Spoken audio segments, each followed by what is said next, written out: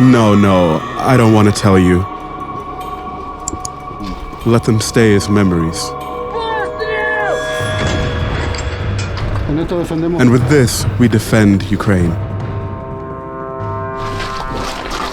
Fernandez is loading a gun just like his grandfather did in the Second World War. More than 80 years ago, he was fighting for freedom in Europe.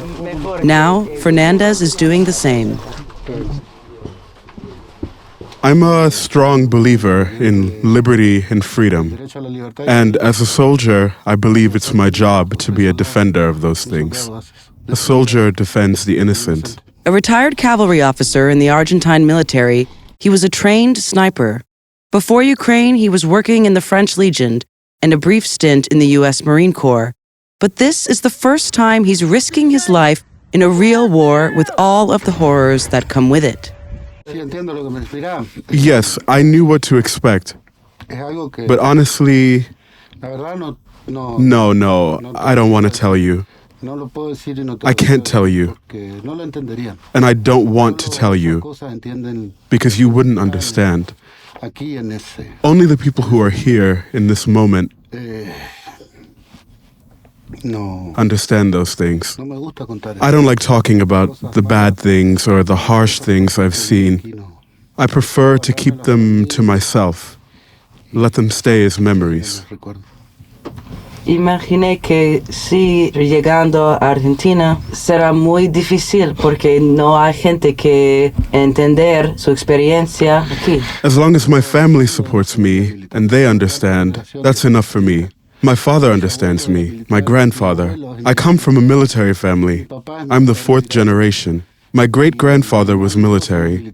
My grandfather is military, retired. My father is military, retired. And my brother and I are military. So as long as they understand me and support me, what the other Argentine citizens think, honestly, whether they understand why I'm here or not, I don't care. The support of family is always the most important thing. Even though he is far away from his family and his home country, Argentina, Ukraine has become a second home and family. He realized that when he got wounded.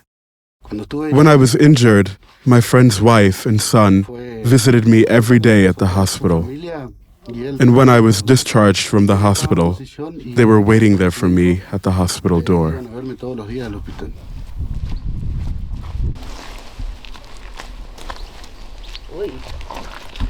Entonces, estoy en el barrio con los soldados y me explica cómo funcionan todos los mecanismos de artillería. This is a 152 millimeter cannon. Well, here, as you can see, the ammunition is loaded. Then, the powder casing is inserted. It's activated by the firing mechanism. So, we aim at a designated target point, according to the coordinates given by the command post. With this, we adjust to the elevation of the cannon, right or left, and then it's fired. Well, it's a machine. It's a weapon that's not very hard to operate. It's pretty simple. And with this, we defend Ukraine. Fernandez only speaks Spanish, and communicating with his fellow soldiers hasn't always been easy. At first, it was a bit hard, but, well, with technology, translators, and people like you who know some of the language, it became easier. You see, it's easy to communicate with things besides words, with eyes, with gestures, with signals, with body language. For Fernandez, the future can wait. Right now, his focus is here, on his mission, his comrades, and the fight that's unfolding every day. Whether he stays in Ukraine, Europe, or returns home to Argentina, those decisions will come later. For now, there's only one priority: seeing this war through to the end. When I arrived, they asked me, when I signed the contract with the Ukrainian army, they asked me how long I wanted to stay. And in the contract I wrote, until the end of the war. Honestly, I don't know whether I'll stay in Ukraine, stay in Europe, or return to Argentina.